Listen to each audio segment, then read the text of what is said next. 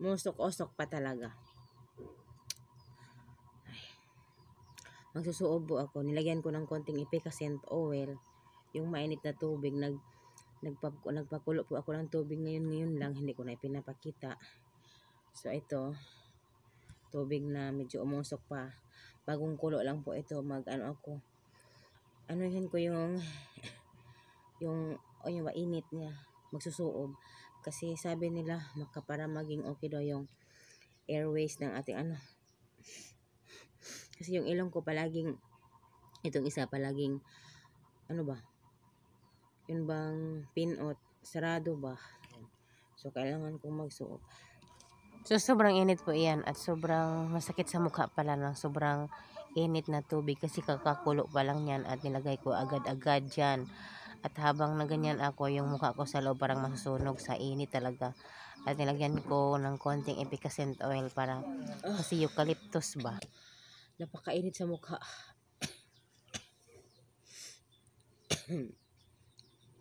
Hindi po ako naligo ngayon. Bukas maglaba ulit ako sa trabaho.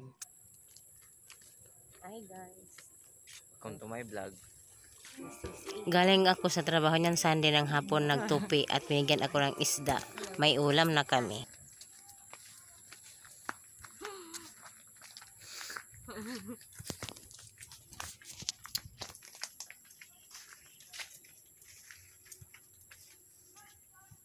Tarong yung naong.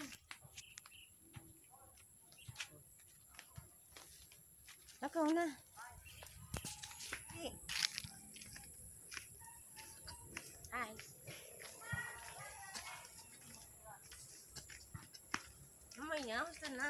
So, hi guys.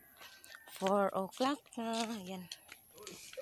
Monday po ayan. At hapon ng Monday. Galing ako sa trabaho. Galing ako naglaba. 4 o'clock na guys. Kaya lang ako natapos sa paglalaba. So, pauwi na ako. Galing trabaho. Si Krista Masada. Si Dodong naiwan sa bahay.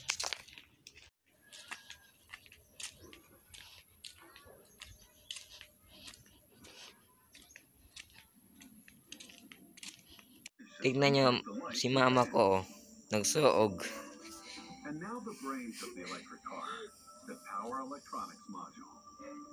They install it on top of the motor and battery and wire it to both. Init kayo. With all the wires connected, the module is equipped to convert DC power from the battery to the AC power. It will then supply that current to the motor as the driver steps on the accelerator. With the vacuum system, they drain air from the battery and pump in liquid coolant. Coolant continuously flows through the battery to make Tapos na ay. Nakaabol man.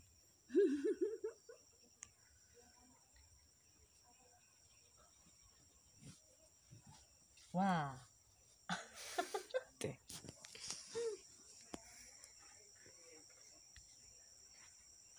Wow. Init kayo dun. Ano? Init kayo. Pwede na. Pwede na. Off na?